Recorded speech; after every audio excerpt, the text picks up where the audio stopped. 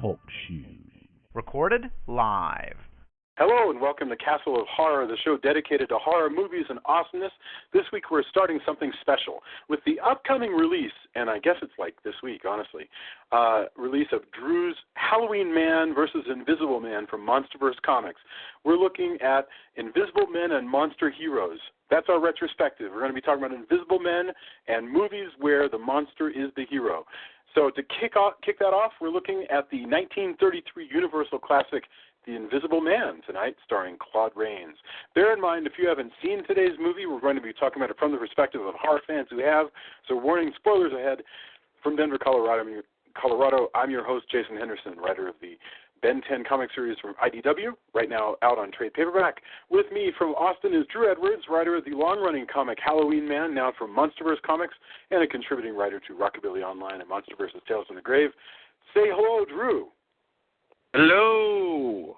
Hello, the man who's actually mostly responsible for this weirdly put-together retrospective that we're doing, and it's kind of exciting because it'll give us a chance to hit some movies that we may not have gotten around to if we weren't creating something this esoteric. All right. Also in Austin, Tony Salvaggio, writer of the Victorian Met comic Clockworks from Humanoids and Psychom, the manga from Right Stuff, and lead singer of Deserts of Mars. Tony, say hello. Howdy. Howdy, and also in Denver with color commentary, host of the mom-oriented podcast Pod Moms, attorney Julia Guzman. Say hello. Hello. Hello. Color commentary. You've been doing this now. I think this might be your 89th episode or something. That's not quite right. I think this is episode 88 or something. But surely you are something more than color commentary at this point. Eventually I need to rewrite these introductions. So, okay. The Invisible Man, so saith Wikipedia, is a 1933 science fiction film based on the H.G. Wells novel The Invisible Man, published in 1897. Let's see. The film was directed by James Whale, stars Claude Rains in his first American screen appearance, and Gloria Stewart, the lovely. It is considered one of the great Universal horror films of the 30s, spawned many sequels, lots of spin-offs, TV shows, recent updates. Claude Rains portrayed the Invisible Man, Dr. Jack Griffin, mostly only as a disembodied voice. Rains is only showed clearly for a brief time at the end of the movie, spending most of his on-screen time covered by bandages. In 2008, The Invisible Man was selected for preservation by the U.S. National Film Registry and by the Library of Congress as being culturally, historically, or aesthetically significant. So, yeah, directed by James Whale. This is The Invisible Man. And, Drew, this retrospective is really all a celebration of your new book, which I think is a 100-page comic book compilation that involves the 106 pages, actually, 106 and I hate to correct you, but it is, in fact, already out. So it is out. It is out. Okay. You can get it on Comixology tonight for $1.99. Outstanding. Okay, and so we're hitting on The Invisible Man because you were inspired by The Invisible Man to write that book, and so I really want to give you the first impression to explain why are we paying attention to The Invisible Man. I mean, does The Invisible Man deserve a place in the monster pantheon along with Frankenstein and Dracula and the Phantom of the Opera, or is it something other? What is this, and why are we looking at it?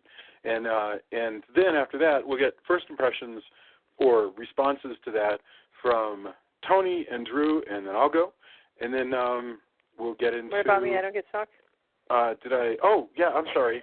I had switched. Well, that's Is she invisible to you, Jason? I'm invisible. Oh man.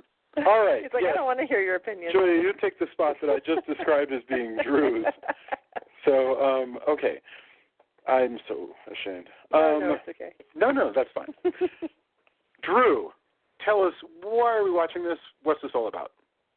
Well, to get into what you just asked me, The Invisible Man absolutely is one of the most unique monsters in the whole, not just in classic monsters, but throughout the entire genre of horror and science fiction, because he is wholly human to a point. Like everything, he is not evil because he is satanic, like Dracula.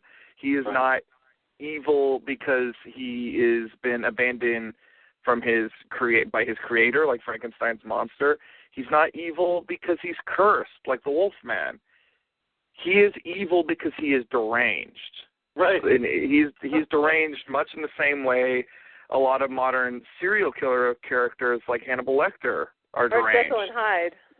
Well, closer to Jekyll and that Hyde. depends on that depends on greatly which version you're talking about. Which we will the version in the movie is absolutely kind of a Jekyll and Hyde type character, but we'll get into the differences between the book and the movie later on. But he is a deranged human being who has made himself into a monster, and that is absolutely 100% what made me fascinated by this character and made me want to bring him into the universe of my comic book. And I think I did the character justice. I was very much inspired by Claude Rains' amazing performance in this movie. I also drew on a lot of different versions of the Invisible Man throughout pop culture history, but this was definitely something that I went back to, and it's a wonderful film. This is one of James Whale's best films, and I think easily one of the best out of the Universal, the classic Universal monsters. So I just adore this film, and I'm glad that we're doing it.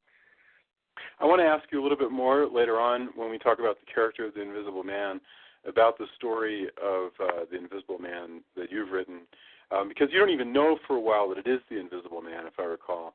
But that's just really well done. All right, Tony, what are your first impressions of the Invisible Man?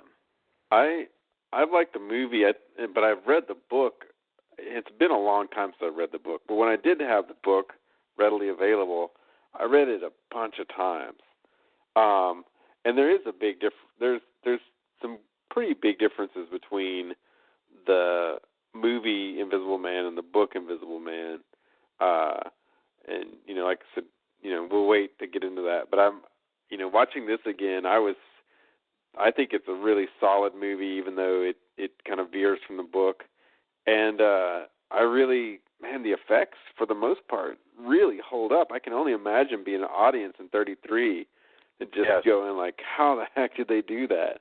Because they're pretty striking. I mean, we can see movies now, like you'll see modern movies with terrible green screen, or just like, or TV shows I've seen, and with terrible compositing. And there's bits in here that just look amazing. I agree. Especially compared to, it's so easy to make green screen stuff now. There should be no reason why it can't be at least as good as a movie from 1933. Yeah, absolutely. I don't know what's going on, what people are doing, what they're not doing, but in general, you really should look at this, and if you're a filmmaker, and go, why aren't we making, a while back I brought up Faust, although that was the huge, super budget movie of its time, we really have, I wish more people would really look at their craft and go, wow, okay, 33, this should be at least the low mark, right? Yeah. There's no reason why that can't be. Because there are moments 20s. when, there are moments when he has exposed the lower part of his face, but left the bandages on above. Yeah. And you can see the wall and lamps and things through where his jaw should be. And it's so clean. I mean, it's so perfect. There's great stuff, and I've seen modern movies, some of them actually with a decent budget.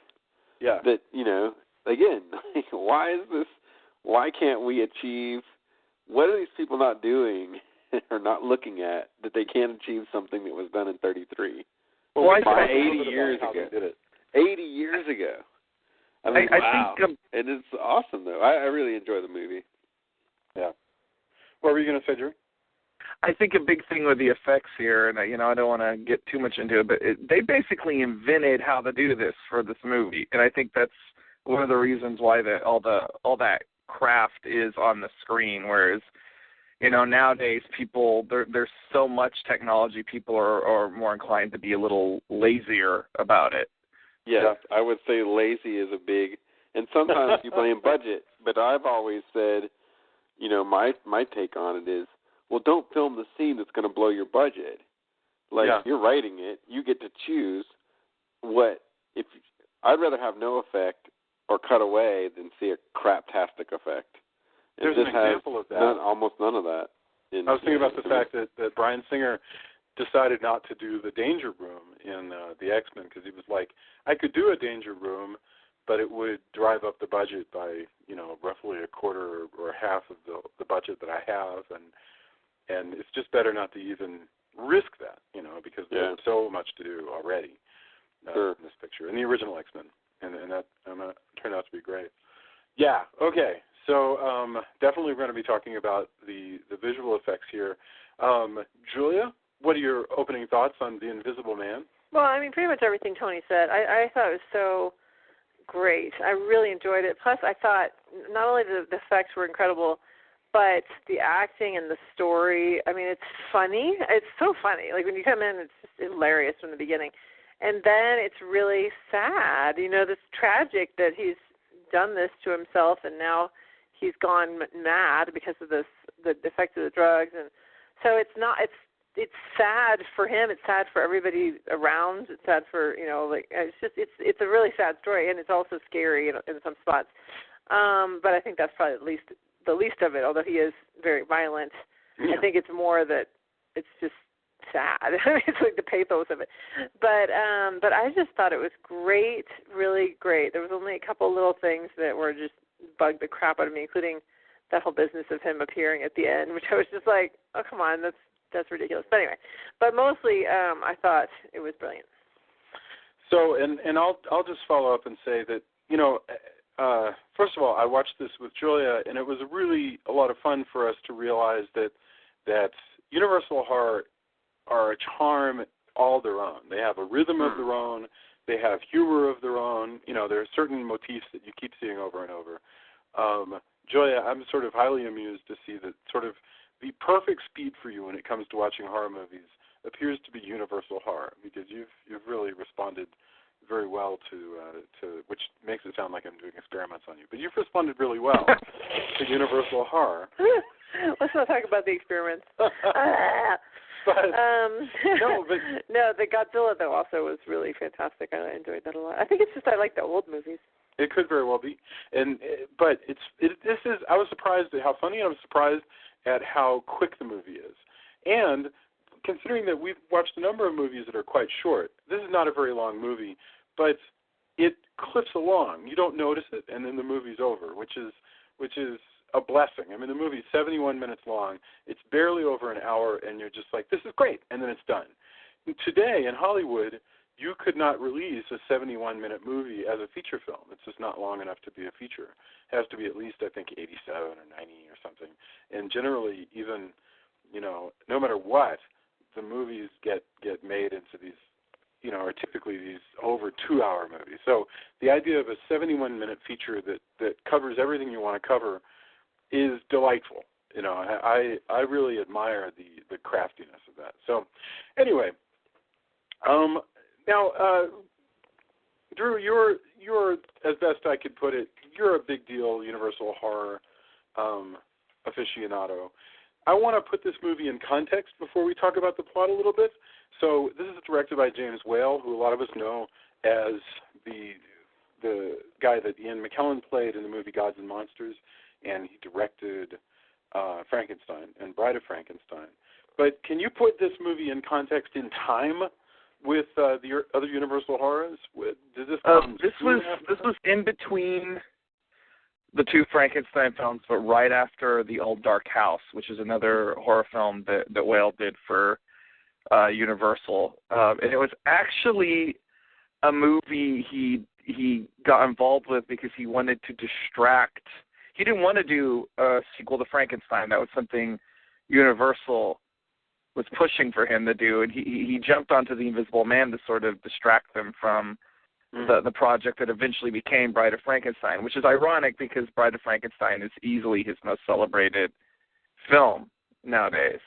Yes, but absolutely. I actually like this movie a lot better than the first Frankenstein, and I would say that I think I like The Old Dark House quite a bit, but I think this movie probably will speak a lot better to a contemporary viewer, whereas The Old Dark House I think is more of an acquired, if you love old, horror films, like you'll really enjoy The Old Dark House, whereas this, because it's special effects spectacle, although very character-driven special effects spectacle, this will be a much easier view for you. This is my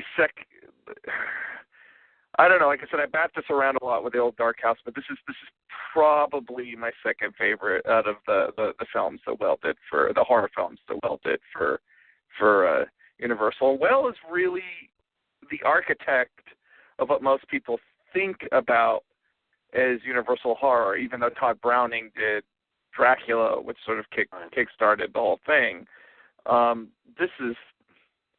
This, in terms of how it ranks up against the others, I mean, it's probably not as beloved as The Wolfman or The Creature from the Black Lagoon even, but I think in terms of just being a well-made film, it's actually better than either of those movies, even though I enjoy both of them greatly and actually I like The Wolfman better as a film. But this is just top-notch filmmaking, and it has a great cast, and everybody's at the top of their game here. I think, it's funny. Creature from the Black Lagoon, I don't think necessarily of being part of the, even though it is part of the Universal horror cycle, it's so late in the day. But if you want to talk about like that crystallizing of the Universal horrorscape, in the terms, we have the Hammerscape, right? If it's the Universal one, what you've got is what David Scal described in the Monster Show as being this universe that is Europe as remembered by a GI who was really concerned with a lot of other things while he was over there. It's because, everything's a little bit British and a little bit European, and there's lots of like gnarled trees and ruins and cockneys and small towns and weird local offices and stuff like that. And that fits in here, even though this one's British, and this is probably the most realistic of all of them. Nevertheless, there's that otherworldly feel, and it's so delightful to think the reason why it's so otherworldly is that it's, this is being shot in California. Most of these British actors aren't really British. Many of them are, James Whale is a Brit, and he's transported, but and Claude Rains is British. But a lot of these people are just actors doing funny accents, like John Carradine and folks like that. And we saw this also when we did Dracula's Daughter. Okay, really briefly, just for the newcomer, or if they're needing a refresher, let me give like a very brief rundown, or we can start kind of going through the plot, or you can stop me as I go. But basically, this movie only goes on for an hour, so there's not much here. We start out with a very strange guy who has his face wrapped head to toe, looking, or face wrapped, his body covered, his hands wrapped, as though he may have survived some sort of horribly disfiguring accident. He checks into a hotel, and he's going to be doing some chemistry. And we soon find out that he is doing experiments to try to cure himself of his malady that has made him thoroughly invisible. And that's interesting, and you kind of get the feeling sorry for him, except for the problem is he's also an arrogant jackass. Well, he brought it on himself. Yes, but we don't know much about that yet. But he's a complete arrogant SOB. I mean, when he's not paying the hotel people, he like literally throws the hotelier down the stairs when the guy comes up to threaten him. I'm sorry, to confront him. He's a jerk. He's an unrepentant SOB in the book as well. I remember he has a little bit of a reason in some ways, but I mean he's a terrible person. Like in both. And at least he has an excuse in this one where, the drug is what has, twisted his mind. Yeah. Whereas kind of bullying or people's treatment of him in the book has caused that. But that's not a really good excuse. So in some ways, at least this version of the character has sort of an excuse. Well, but Universal did it because H.G. Wells actually had script approval on this, so none of the changes were made without him saying, "Okay, you can do that." But Universal did that because first of all, sympathetic monsters was kind of their hallmark, but they wanted this very much to have what they called back then a female interest, which is why they introduced the character of the fiancée and her sort of bumbling scientist dad. And right. Whereas the Griffin, who they named him Jack Griffin in this, he doesn't have a first name in the book, but the Griffin in the book is just kind of a as you said, kind of a megalomaniac. And I mean, he displays all these unpleasant traits for much less of an excuse. There's no Jekyll Hyde thing going on there. He's just an asshole. Yeah, in fact, that's why. Like as soon as he realizes he can, do what he can do in the book, he's like, "Oh yeah, everyone gets to pay." In fact, in this one, I was telling Jason, rewatching the movie because I hadn't seen it in a while. It's kind of a lot of like, it kind of reminded me on if you made a movie about trying to talk Cobra Commander out of being Cobra Commander.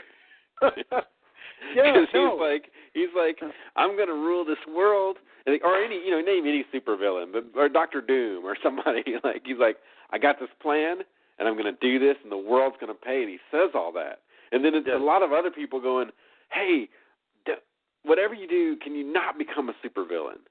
Like you really got to think really this through. He's so just think about that.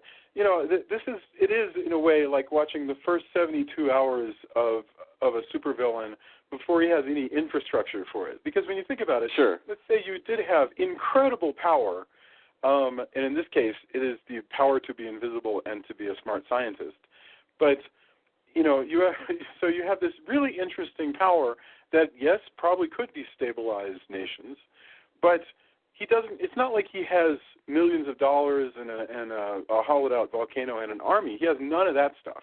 Right. All he has is whatever he can run around and get his hands on is what he can do. So he says, and by the way, we just got to take it for granted that the medicine drove him nuts. They say that. They say it a couple times. times. Says the medicine, yes, right. Because the other scientist says he didn't know or something. Huh? They tried it on some animal and it. He says there was a German test where they tried it on a dog and the dog went crazy. But it wasn't the complete combination because it didn't make it invisible. It was like a bleaching, some component of it was a bleaching thing or whatever. Yeah. And he goes, the dog went crazy, but the thing is that study was only published in German, and I can read German, so I read it, but surely he couldn't because he didn't. Right. So anyway, let's assume that we'll take that to be true.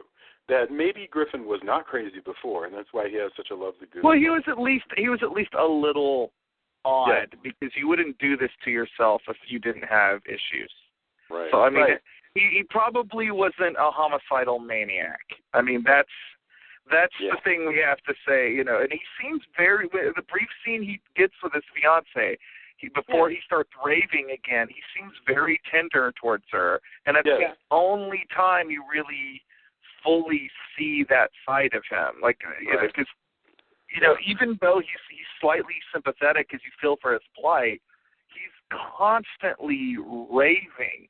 Yes. And that's, I think, honestly, what makes Claude Rains has such a great voice, and this character is so magnetic as played by him.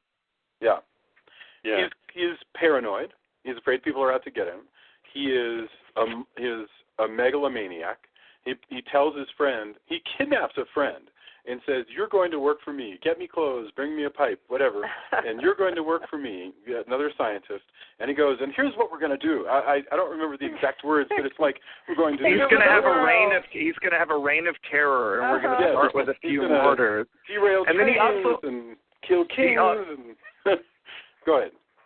He also tells him that he's going to clean his fingernails and toenails, which I love. Yes. Oh yeah.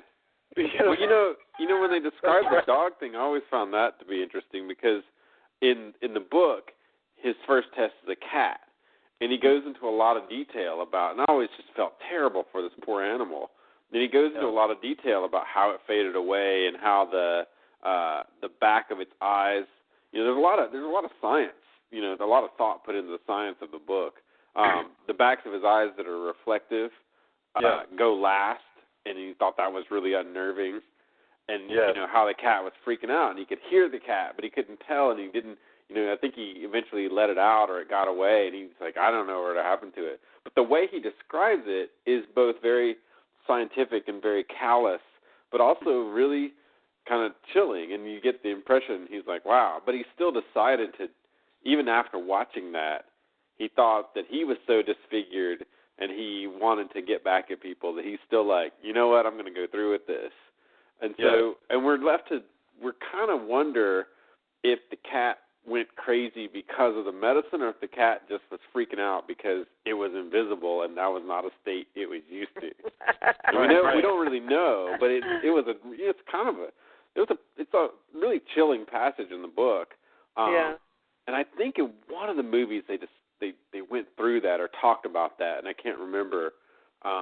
In the same way that, you know, Bride of Frankenstein has a few more of the bits from the actual book.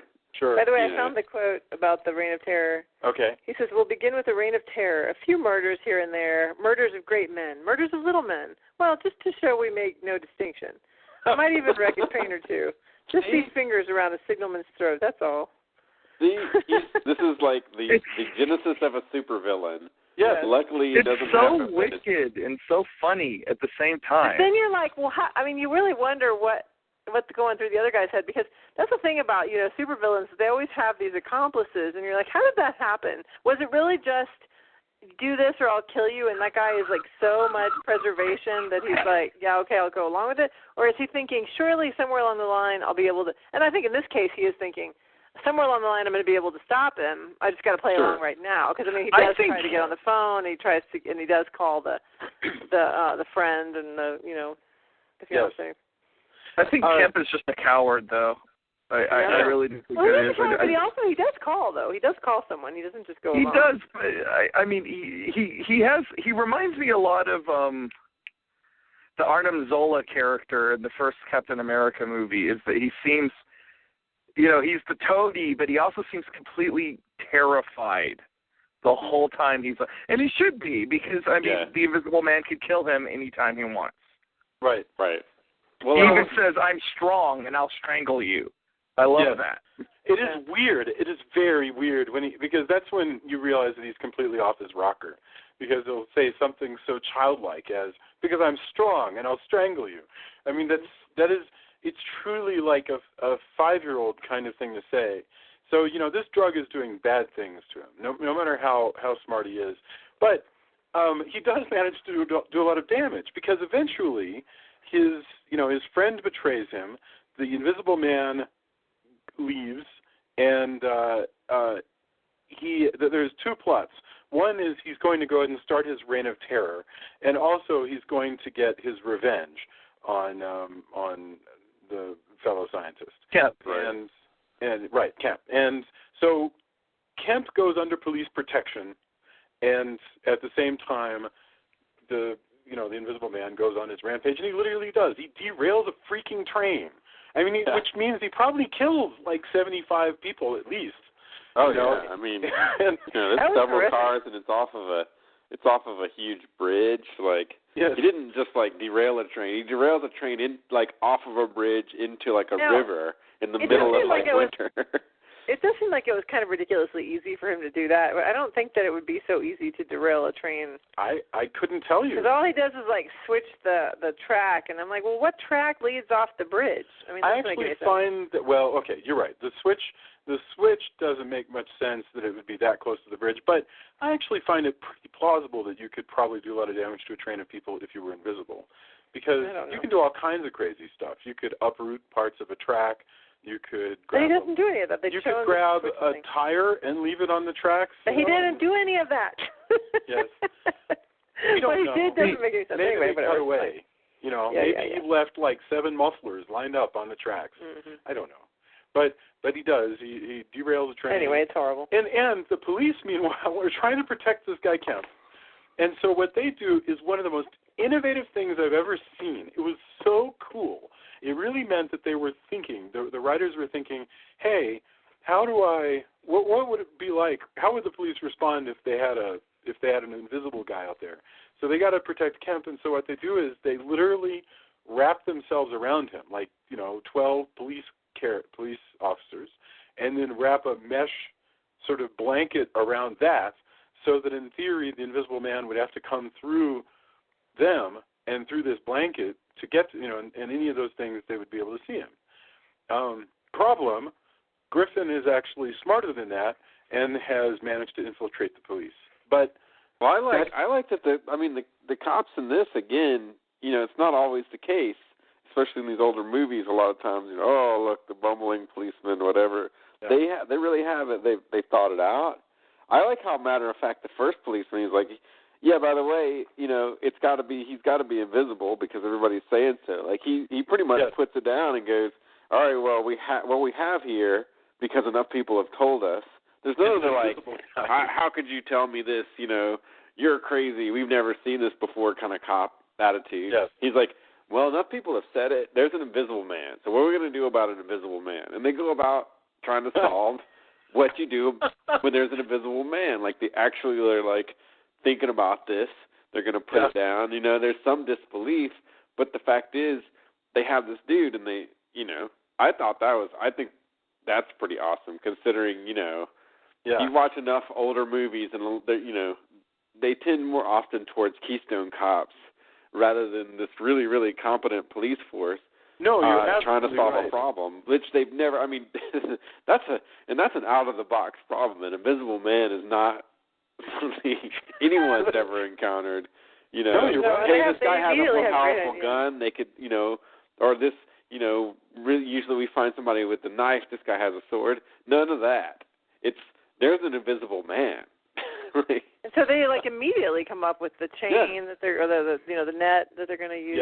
Yeah. I agree. I thought that was pretty they're awesome. aware of the use of snow, that he's going to leave prints. They're aware of.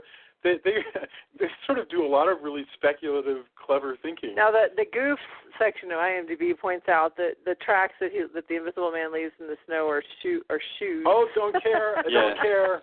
See, that's always one. I always thought of that like the reason you'd probably do that is because surely somebody thought of that. I think the iconography of footprints being, shoe prints, they just thought, well, it's a better iconography than like a kind of a, human foot looking footprint. Yes. That's what I always thought, because of course, it could be just like the set dresser didn't think that day, or they had to improvise, we're going to just put shoes down, or, we had these shoes on sticks from some other movie or something.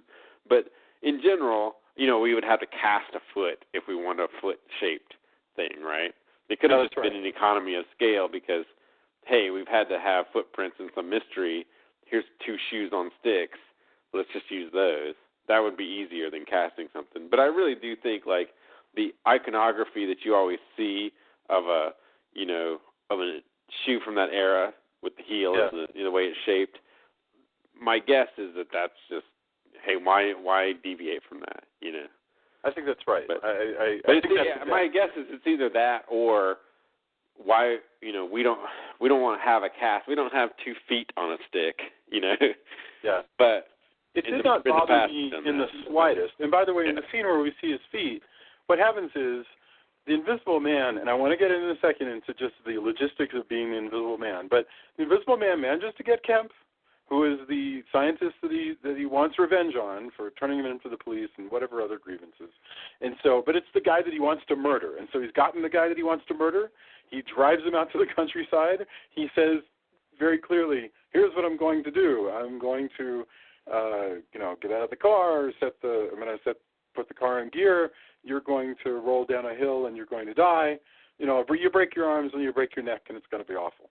And but he describes that with both terrifying consequences, and with just so much glee. Yeah. Like, this is exactly how you're going to die. And He's a nut it's job. such, like, it's extremely graphic and full of, like, exactly what a horrible, psychopath would say. Yeah, like, he's totally gone by this point. And then he does it. That's the amazing thing, is that nobody, like, shows up at the last minute to save this dope Kemp. Nothing. So the guy gets killed, and our, the Invisible Man goes to sleep it off in a barn, and then basically everything just sort of goes wrong for him.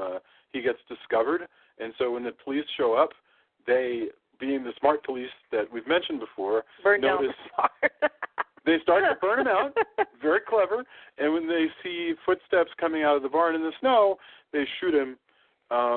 Yes, no, that was very clever, but I felt really bad for the poor farmer guy who's like, well, I didn't know you were going to burn down my barn. Well, they're going to give him 2,000 pounds. I don't know how much buys you a barn, but it's going to work out okay, although he's going to have to buy more hay, because the whole point of the hay is to feed the cattle, right? So he's going to have to go buy, but he's going to get, apparently the 2,000 pounds he's going to get is going to be a big enough deal that it's okay. Yeah. Well, it sounds, for that time, that sounds like a lot, because, it does sound like a lot. Like, right now, that's like $4,000. Yeah. So that's 33, right. $4,000, that doesn't sound terrible. I remember a Betty White like movie. Betty White? That's not right. Betty Davis movie, where they bought a nice new house on a lot and everything, and it was like $3,000. So that's probably a lot of money that he's going to get. He'll be all right. Okay, let's talk about what it's like to be the Invisible Man, because the striking thing to me about this is that they've thought about the fact that he has to be naked for this effect to work. Otherwise, he looks like clothes running around with no head. Mm-hmm. So a lot of the time they present this character as having clothes and bandages, and that's cool. But a lot of times he's just neat special effects or nothing. He's just the disembodied voice of Claude Rains riding a bicycle naked, which I don't recommend. I mean, I actually... Well, he mentions, he makes a point of saying it's cold all the time. He's really cold. I'll bet it is. It must be horrible. He's barefoot. He has nothing on, so he's just, it's just so strange, and I'm sure kind of titillating for a 30s audience, for any audience, that you've got naked Claude Rains, running around in your drawing room and and sitting on your chair. Sitting on your chair. Oh. Grody. Yeah. Yeah, so I mean that is just really funny, this notion. And I seem to remember Chevy Chase having a lot of fun with this. That was actually, that's a fun movie. I like the glee with which he decides, whenever he's invisible, it is like this liberating thing where, he's knocking dudes' hats off into the water. That's right. Stealing a bike and crashing it, and, the glee with which he's decided, I'm going to be a master criminal, but also I'm just going to be kind of a jerk because I can. Screw you. Well, that's the other part. Yeah. Whenever he, you get the impression, if he wanted to create this invisible army, he has such contempt for the rest of humanity. I'm kind of wondering who he would recruit, because you can't imagine him, it's hard enough when you see, a supervillain and his underlings. He's just constantly you are pitiful. He very rarely has, A, underlings that are competent, and B, underlings he thinks are even competent. Even if they are, he doesn't think that. So I'm really curious what the recruitment requirements for the Invisible Man would be if he could get it. I don't know what the requirements would be, but once he turns them invisible, then they go mad just like he does. So then they're evil too. But it's just a question of they might be evil. They might just go crazy. You don't know what they're going to do. That's true. They might just be grosser. Yeah. Well, and it'll define the madness. Well, his end game though is that he wants to find a way to be able to go back and forth between being visible. Right. But that begs the question, specifically in the movie, because this would not matter in the book, but specifically in the movie, if he could go back and forth, if he could cure himself, would he be sane, or does the drug just permanently damage so would he be Jekyll and Hyde? Yeah. Would he be Jekyll and Hyde when he's invisible? He's the monster. I think my guess would be that it's just done a number on his brain when it first does it. Yeah. You know, like that's the impression at least I would get from the cure wouldn't necessarily, just like being poisoned, you may get cured from being poisoned, but the long-term effects of being poisoned may be really bad. I mean, and then there's years ago when that guy got poisoned and it turned his skin green. Do you remember there was like a KGB enemy who? Oh yeah. Well, that's just one. I mean, there was the other guy. They, basically just irradiated him and killed him. Yeah, they gave him a radioactive isotope. And, but the colloidal silver, that'll like, because people take that as a remedy. The business of this drug wearing off when he dies, so he suddenly becomes appears second that he dies. Happens in the book ridiculous. too. Yeah, but it's ridiculous. It doesn't make any not sense. Necessarily. Plus, it doesn't make any sense that the doctor would know that was going to happen since nobody's ever done this before, and also it just doesn't make any sense to me. Well, I think they just wanted to actually show Claude Rains once in the entire movie. The idea being that as long as it's circulating, like once because that happens at the end of the book too. In fact, I think that's one of the things that I guess they didn't want to happen. But once you discover, and at the end of the book, it ends up he was, if I'm not mistaken, he was albino. Darn, why did I? That's one. And he gets his death is even more horrible in the book. He was beaten to death. Yeah, and he's also horribly disfigured. Like there's all kinds of things at play, and so once they see him, they just like everybody turns away. It's a really terrible thing that happens. And here he just kind of looks like he could be in a Tim Burton movie. Yeah, even though she's warned that he's going to look terrible, he actually looks just fine. I think it would have been better if they would have said he has to keep taking the drug every day or he turns visible again, and then that last day he's not able to take it, so then he dies. then where's the conflict because he's trying to cure himself? Yeah. You're right. Well, one of the reasons why the movie is fairly short is that there's not a great deal of conflict, other than basically an insane guy on a sort of crime spree, and whether or not he's going to get caught. He's a lot, and I've said this when we were sort of building up the discussion.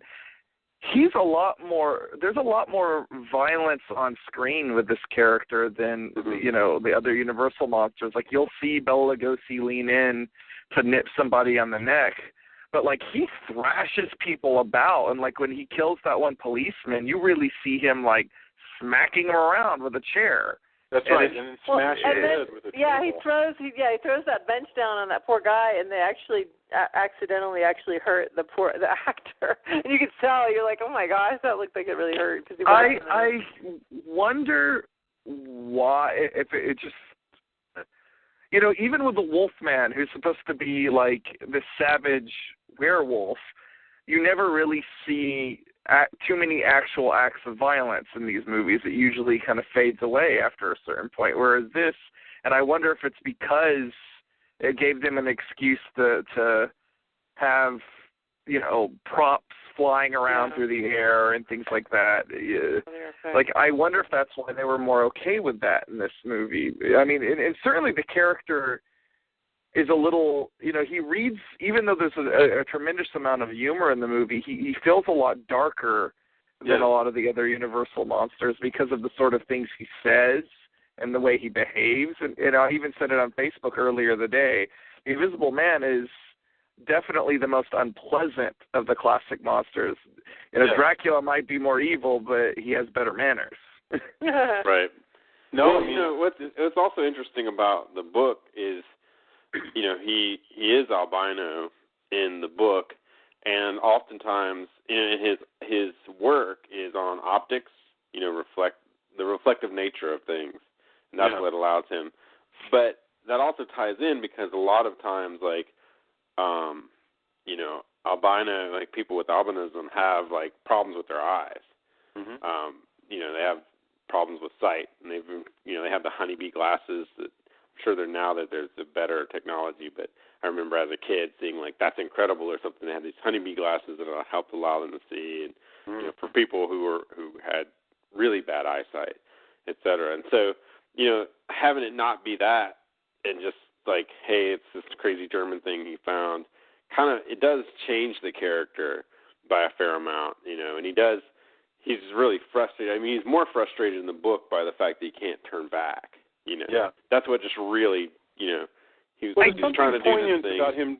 I mean, him trying to do it at the beginning to turn back, there's something poignant about it, and it reminds me in a sense of a character who is, for instance, let's say you have a character who's gone off the deep end with a lot of really hardcore drug use, and you've seen this character do one terrible thing after another.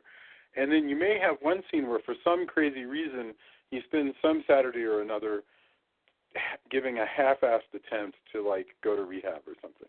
But it doesn't work out, and he just starts throwing things around, and he runs off, and from then on it's just straight downhill. And that's sort of what's going on here. There's a poignant attempt. You kind of get the impression that he might like to get off the train he's on, but that doesn't work out. And so, you know, so off he goes. Well, you know, here, I mean, they try to bring in, you know, a love interest, and so he's definitely humanized by that. Whereas in the book, I mean, he's stealing from his dad, and he's chasing people down to get revenge, and he's basically been put upon because of his affliction, and he's just kind of turned out to be just society in general, and, you know, both nature and nurture have turned him into just a terrible, terrible person. Which is kind of it's definitely a different story than, you know, what we see here. But I do both think they are do an actually really excellent cool. job Like, really good stories. I do think they do an excellent job of portraying the megalomania, though. Like I feel like the book and the movie both get this general level of unpleasantness, and that was something I tried to channel when I was doing my version of this character. I tried to channel that sort of, you know, not only the psychosis, but there's like a smugness there, and, you know, Raines really just hammers that home. Well, and arrogance, you know, that he's smarter than everybody and he knows better than everyone. Right. You know? But he doesn't seem to be aware that he's also making really bad choices. You know, that's ego. If you think that all of your choices are the best choices, you may not see the choices that are really bad. And I would have liked, so to that point, it actually would have been useful to have him at least once or twice stop and go, well, now hang on. And I'm not talking about, is it wrong for me to derail a train? I'm just saying it would be useful at some point for him to go, I don't even know what I'm doing anymore. You know, something's not working. Well, no, but people with crazy ego, like megalomaniacs, don't ever think that. Yeah. I mean, time and time again, like any dictator, you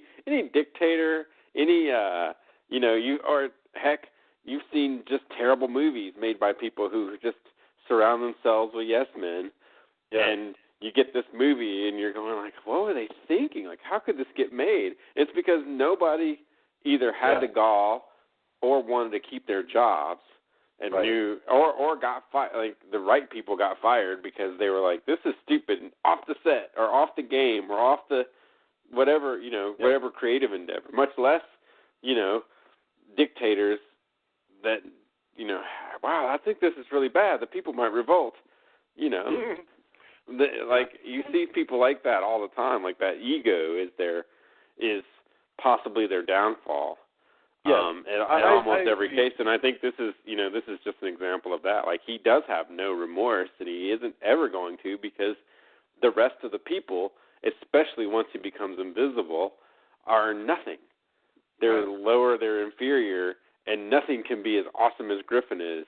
And if he can just turn back and forth, he's the most awesome ever, you know? Well, and psychopaths don't have dark tea times of the soul, whereas people who've just become corrupt do have dark tea times of the soul, you know. Well, that's the thing. He's not an addict. You could turn this into an addiction metaphor, but he is portrayed essentially as a psychopath.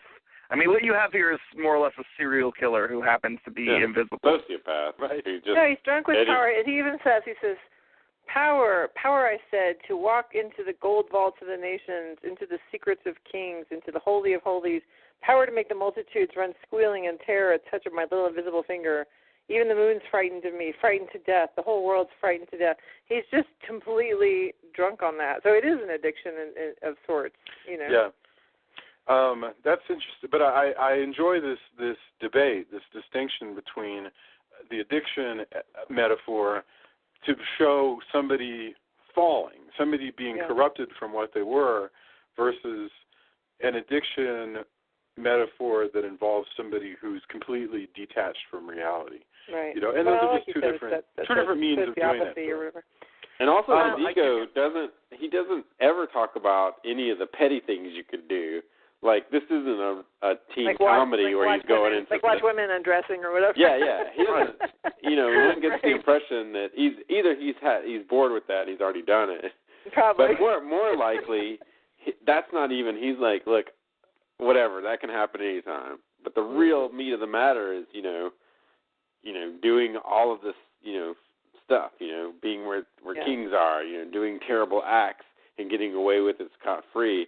And the terror and the terrorism of having people know that an invisible person could be anywhere doing something terrible at any time, He can rob, rape, and kill. He even says that. Yeah. Right. You're right. He does say that. Rob, rape, and kill.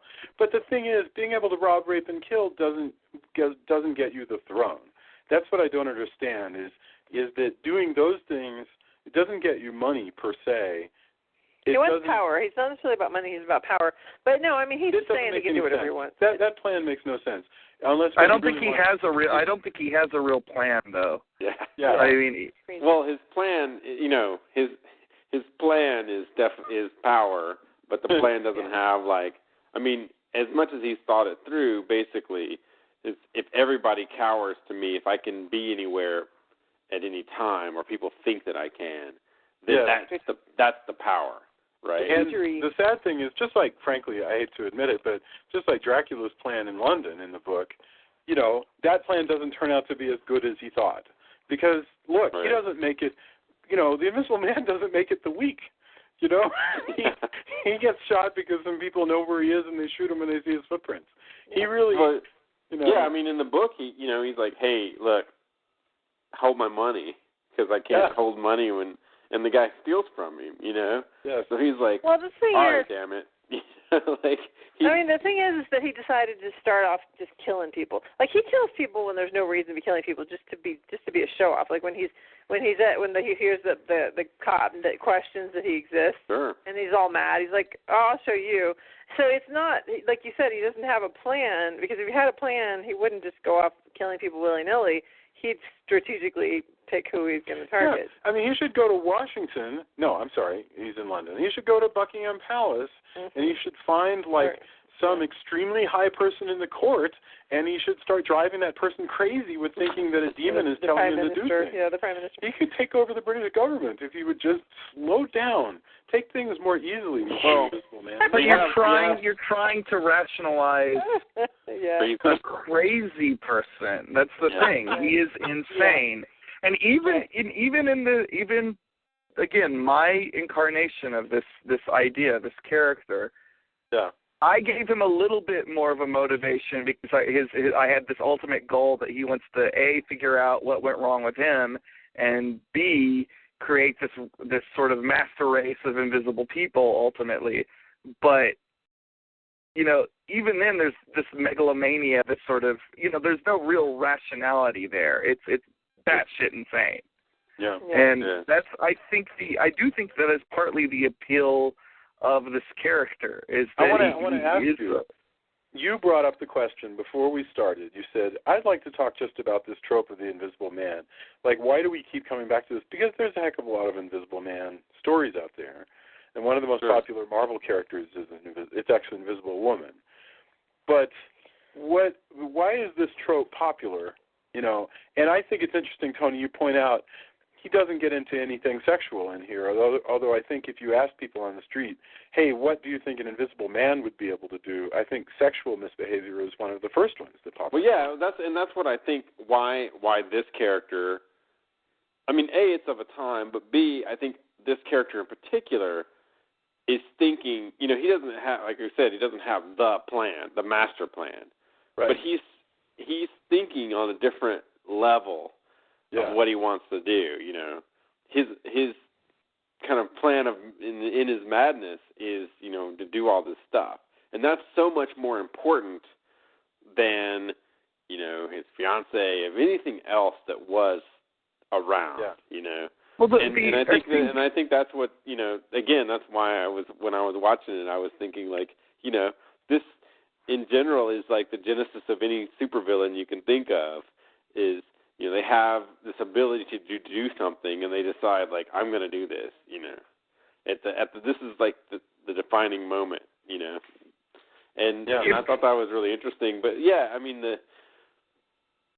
I think it's that. If it is, you know, talking about just the trope, it is the basis of that, the freedom. What would you do if you could get away with anything? And it's kind of the same thing in a if you could stop time, right? Has a similar connotation. What would you could do if you could get away with anything? You know, I would be rich, which he kind of does. You know, I would get it. You know, What would you do with this freedom? Or excess of freedom, unhinged by natural law, you know. Yeah. Would you use it? Would you, you know, sneak up on criminals and keep them from doing criminal acts because you could get away with that? Or would you do what this guy does? You know, and I think that's really why we keep coming back to that. Yeah, I look forward to. I mean, obviously, I've read Drew's take on it, and I look forward to reading it again. But I mean, I read it before, and I really enjoyed that. It seems to me, you know, there are plots that you could do with an Invisible Man character. You could do it like this. I mean, there's still room to have a person who goes invisible, and the movie is just how insane they get. You know, basically a serial killer movie where he's invisible. You could have him trying to. You could have a plot that just could be anything, like, you know, Invisible Man tries to clear his name even though people think he's dead, or, you know, I don't know. There's again, like, that's kind of funny. That's an Invisible Man trying to clear his name is the plot of The Invisible Man Returns, which is what we're doing next week. Yeah. Well, again, you do have Hollow Man, which delves into just all of the darkness. Like, that movie is such a drudgery to go through. Again, with good special effects, but it's such a drag. Like, I couldn't remember what it was, but the Hollow Man, basically what really brought me down, there's a really rough, as I remember it, okay, there's a rough sexual assault that he commits, and there's a rough dog killing that he does. And between those two things, I just felt gross watching that movie. Well, in general, it delved, I mean, you know, and that's kind of what they were going for or whatever, but to me, like, it didn't make me want to watch the movie again, ever. Yeah. Just the way I watched it again in preparation for this, but it's, you know, this is for all its little moments of wickedness, this is still a lot of fun. And I think you can have, you know, there is, you know, like going back to what you were saying, like a part of the appeal of this character is there's that anarchist part of everybody that would love to be free of the constraints of society. And I think that is one of the, and you could, you know, we've seen it both ways. We have, you know, evil invisible men and invisible women that harken back to this, or we do have the benevolent versions, like the Sue Storm character from Marvel Comics, the one in the Chevy Chase Invisible Man. I think David McCallum, somebody will correct me if I'm wrong, but I think, no, here it is. David McCallum played the Invisible Man in a TV series, and he was like a spy. You know, I think he literally looked like he was a spy for the government or something. Well, one of the better Universal... If we had spies, you know, that would be... I'd forgotten about the TV show. That actually was kind of fun, if I remember correctly. Yeah. One of the better Universal sequels to this movie was The Invisible Agent, and it has a relative of Griffin paratrooping into Nazi Germany and fighting Nazis. Now that sounds interesting. I've seen reference to that, but I've never come across it. It sounds like it's just super obscure, but right there to find. So I've got to check on that one. I'm kind of picturing this where, like, the Russians have an Invisible Man and we have an Invisible Man, or Britain has an Invisible Man and there's an Invisible Man fight, but it's just all sound effects. And maybe, like, you'll start to see some blood, like appear, Yeah. maybe, but like for the first part of the match. Can you imagine the fight from They Live? Yes. But with two invisible men? That would you be actually insane. just defined a really neat. I mean, think about that. Think if Guillermo del Toro gives us a fight of three invisible men against one another in a giant kitchen. Just imagine like the phantasmagoria, because occasionally, all of a sudden, there would be like a slash and like some blood would fly, you know? Yeah. And it, you know, because think of the challenge of figuring out how to make it exciting to watch an empty room. So you're talking about the invisible man bleeding? Yes. No, the blood wouldn't show up any more than the. Let's pretend that If it quit blowing. I think that's up to that your discretion, because I definitely decided that the blood, if he bleeds, it shows. So did Alan Moore. If it quits flowing like the you know, at the end, like when he dies, you know. Well, Alan Moore was actually my deciding factor on that. I was like, well, I'm not going to argue with because I debated that internally. So you're saying that once oxygen hits the blood, then it counteracts. I think I'm backwards on it, though. Drew, I believe that blood was invisible until the Invisible Man was dead. That was actually just silliness on Alan Moore's part, but it was interesting. Because Moore... I guess I could see it, though, because the fact is the blood's like blue inside of your body. It's not red until it oxygenates, and so I suppose it could be, or whatever the word is. You know, it's funny, even though nominally... You know, we're talking about the same character reincarnated 3 different times in this conversation, which is this film, The League of Extraordinary Gentlemen, and my book. They all have different first names because the character in the book has no first name. Right. So, interesting thing. What'd you name him? He's Herbert George Griffin after H.G. Wells. Awesome. And I also like the idea of him being Herbert because of Herbert West Reanimator. So that is good. Yeah. Well, hey, so can we switch, Jason, to talk about the effect itself of the invisibility? So, yes, we should talk about the effect, and then we need to wrap up, because at this point we're already talking about this movie longer than the movie itself actually. Yeah, right. Which is one of those rules of thumb that we try to avoid. Right, do we? But, yes, I talk about it every week, I know. I was talking about how I wanted to keep this one close to an hour, and Jason's like, surely we won't go over. And I just started laughing. I'm like, really? So, right. But, yes, I want to tell you, I found the description of the effect, and I don't understand it even reading it. So maybe read it to us, and maybe one of these guys can. Yeah, I'm sure that they can. So it says, let me start where this thing is. Claude Rains, cast as invisible, was dressed entirely in black velvet, light tights, gloves, and masks that did not reflect light. He then wore a second set of clothes, those that Griffin was meant to wear, of lighter colors. Rains' acting was recorded onto the film negative in reverse to create a traveling mat. Once the mat is made, the optical printer would combine it with a background scene and develop it to the final film. The same masking trick is still highly relied on, except now computers take the job of detecting the mat and combining the digital recordings together. So it's basically what they do with green screen, except they're doing black and white. They only have black, and so anything that's black is underexposed. And so when you optical print on top of, since it's the negative, so when you optical print on top of that, everything that was black. You see it in you can see, them doing stuff like that in silent films and stuff where people were taking, doing things with negatives and such, and you had, floating heads and ghosts and stuff like that. And so what you have is just basically like you're subtracting out that color, so you film a whole scene with, just the back, call it like a background plate. So you just film a lot of footage, and then now we will also track cameras, So you'll do one pass where you make the camera go in one way, and then you'll do another pass where it does that same thing but with the actor there. And then talking about the close-ups, they said they had to he had to work blind and breathe through a tube since they couldn't have any holes for eyes or air. And so he says there's actually Claude Rains' quote. He says the laboratory had an odd look. There were all sorts of casts about. In paper-mache, clay, and plaster. They made a cast and nailed me in it. Just my head stuck out. They smeared me with Vaseline and then stood off and threw plaster at my head. I thought I was going to die. It was the most alarming operation. Really, I'm afraid I behaved rather badly. I went back again the next day and saw masks and half masks of my head all over the place. Oh yeah, I could picture that. Like, all of that I get stuff, it. It's a mess. Oh, go ahead. I'm sorry. Yeah, all of that, like where you have to plaster this and do that. Like even today, if I'm not mistaken, like you think even on like Hollow Man and stuff like that, where people are running around in green suits, like a lot of times it's not really fun to do that.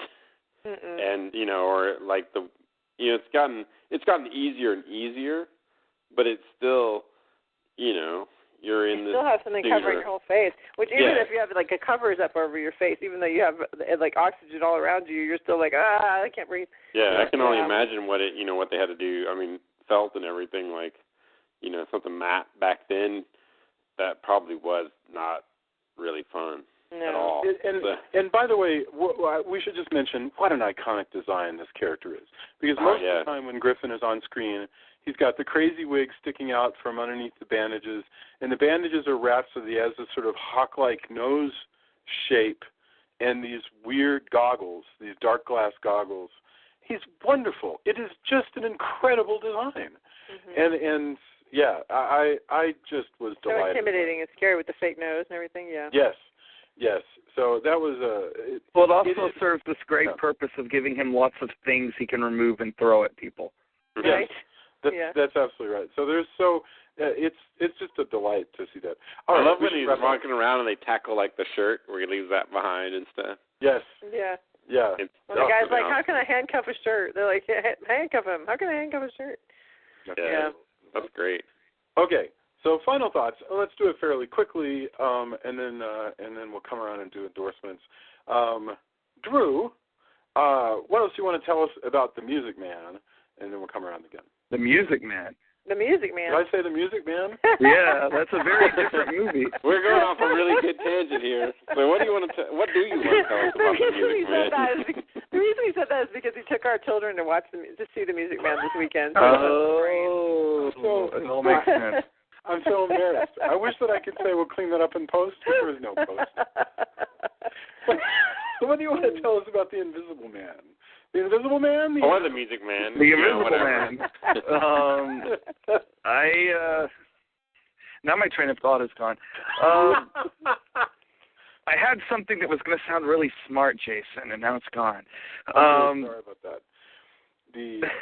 This is a great movie. I think that the character is unique and fascinating, and obviously it was a character that entranced me because I had to do my own version, and I only can begin to hope that I did it justice. I took some liberties of my own. I added a lot of my own flavors to it, but I very much kept, H.G. Wells and James Well, and certainly the great, and I don't think I nearly got into this enough, the great performance by Claude Rains in this film. And, if I say this a lot on the show, and I'm just going to say it again, if you are a serious fan of genre movies and you have not seen this, shame on you.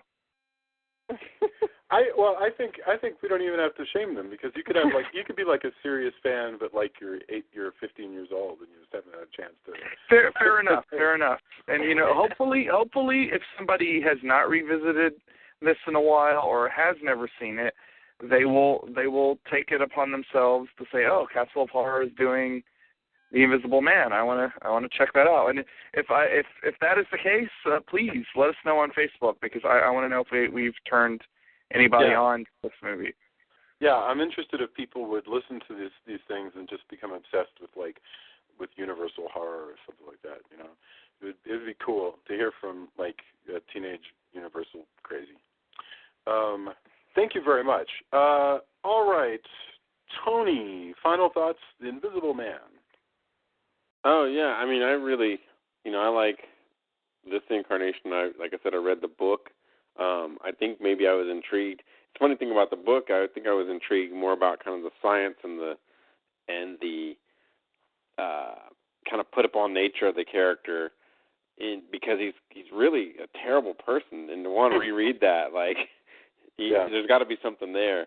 I really like, watching the movie, kind of getting to see it from a kind of a different perspective, and then also, really looking at how much the effects hold up, and I just really, I was kind of like, wow, why don't I revisit this more often? Of classic movies that I haven't seen in a while.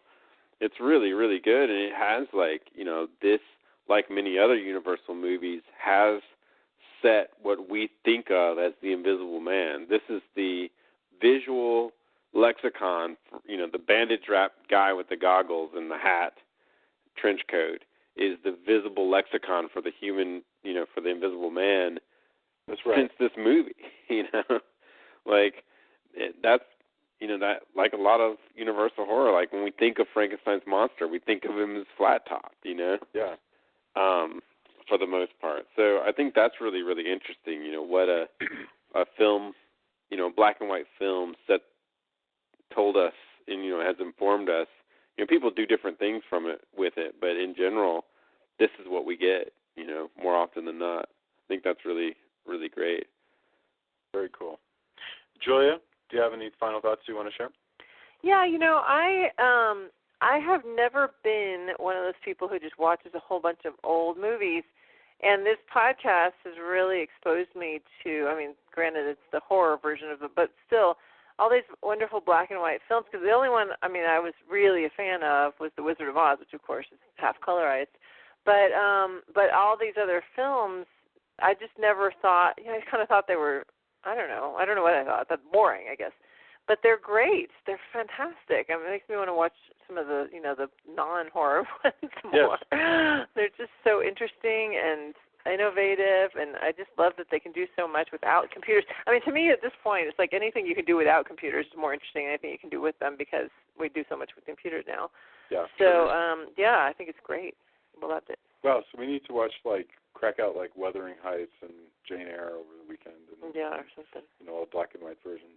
Mm-hmm. So very cool. I really enjoyed this, and I especially enjoyed doing this, kicking off this retrospective. That's going to be such an interesting little grab bag of material that's inspired by Drew's book.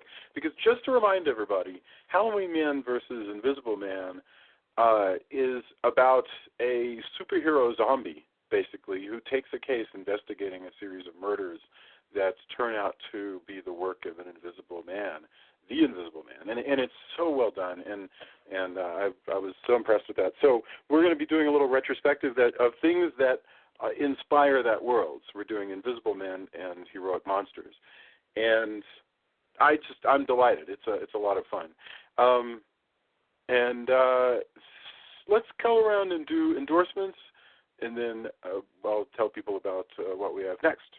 So, Drew, anything to endorse? I know you have your own book. Yeah. I want to endorse, obviously, Halloween Man vs. the Invisible Man is on Comixology. It is available through MonsterVerse Entertainment. So if you search MonsterVerse, you will be able to find Halloween Man and Halloween Man specials. Halloween Man vs. the Invisible Man is Halloween Man Special 2. Is $1.99. It gets you 106 pages. It has a foreword by Mr. Jason Henderson, and I just got on Comixology, and I, like a narcissist, went and got all my own books, and I looked at them. They have this thing on there called Guided View, which basically takes you through the book panel by panel, almost like it's a motion comic. And it has become my new favorite way to read comics. It's just gorgeous. And seeing this comic that we're talking about that inspired this retrospective is my favorite thing that I've ever written. And just seeing it blown up like that and done like that was just so gratifying. And I know I'm being an unrepentant shill right now, but please, if you're a fan of the podcast, you want to see where I'm coming from, please go check it out and let your friends know. If you like Halloween Man, if you like a lot of the things we talk about on this podcast, you probably will, and please tell your friends. non-self-serving endorsement. Last week, I endorsed Never Sleep Again, which is a Nightmare on Elm Street documentary. Today, actually, while I was writing, I popped on a documentary called Birth of the Living Dead, which is specifically about the making of the original Night of the Living Dead. Oh. And it's only an hour and a half long, but it's wonderful. And, you know, a lot of ink has been spilled about Romero's zombie films, but this actually had some stuff in it that I didn't know previously. And I read a lot of books about horror films. So if you're a zombie guy or a classic horror guy, because Night of the Living Dead is certainly both, please, you know, you should get on Netflix and watch this, because it's just wonderful and well done, and it has interviews with a lot of people. And one of the most fascinating things that they did is they actually have a junior film class as some of the people that they talk to. So it's children between the ages of 10 and 12 watching Night of the Living Dead, and they get their opinions on it, and that was fascinating. So that sounds really great. It was really cool, and yeah, like I said, that movie's called Birth of the Living Dead. All right, I just found it on Can I Stream It, so good to go. I'm going to add it to my list. That's in my queue, so that's awesome. It's good. I have a longer queue than I probably should. So. Wow, Tony, did you have any endorsements for us? I think maybe this week I am not. I haven't been been as active as I might should have. Other than totally again self-servingly, I'm going to say there's constantly new steampunk stuff that I keep seeing that's interesting that I like to look at and read. But if you're a fan of what we do, I highly recommend please check out Clockworks.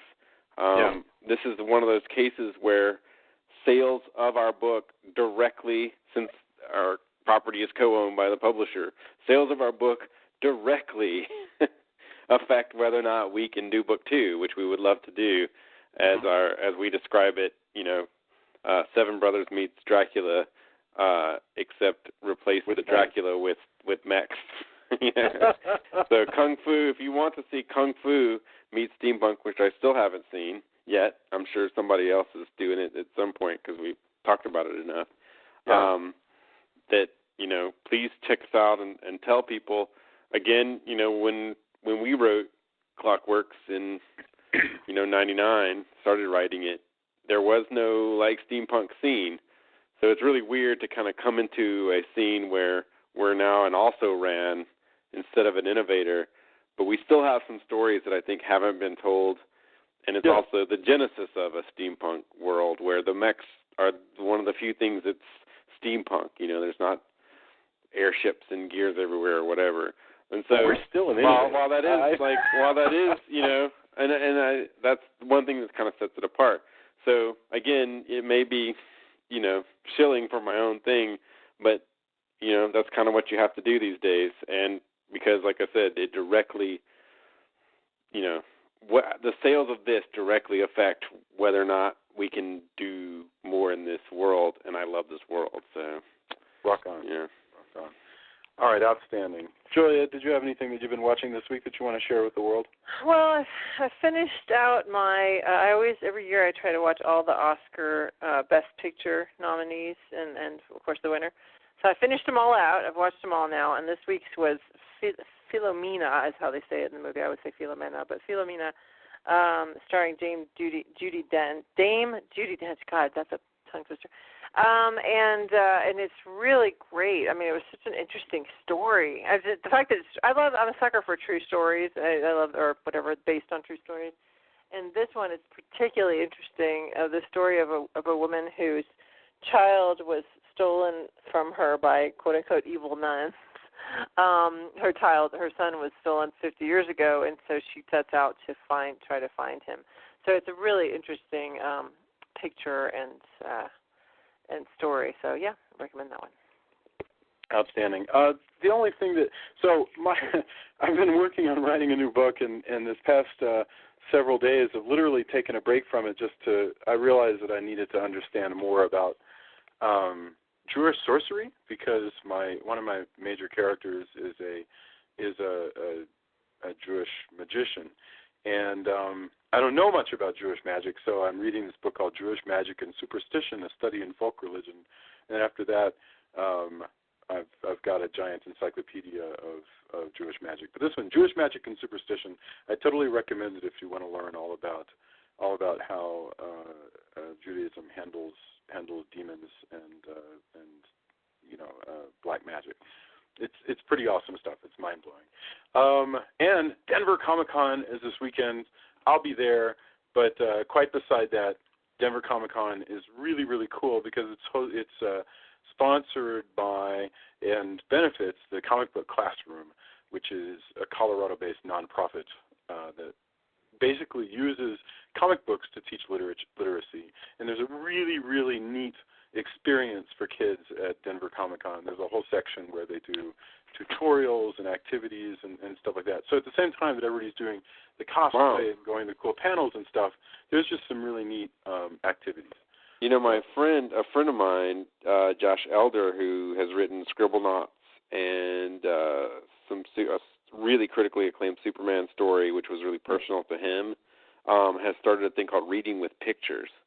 So I wonder if they're also trying to do that. And it is like comics in the classroom kind of thing, and he's even like flown to Brazil and everywhere to promote, flown by the government and in some cases to promote comics and literacy and stuff like that. I wonder, I'll have to see if you could post about that in the, on the Facebook page, and then I can direct it to him as well.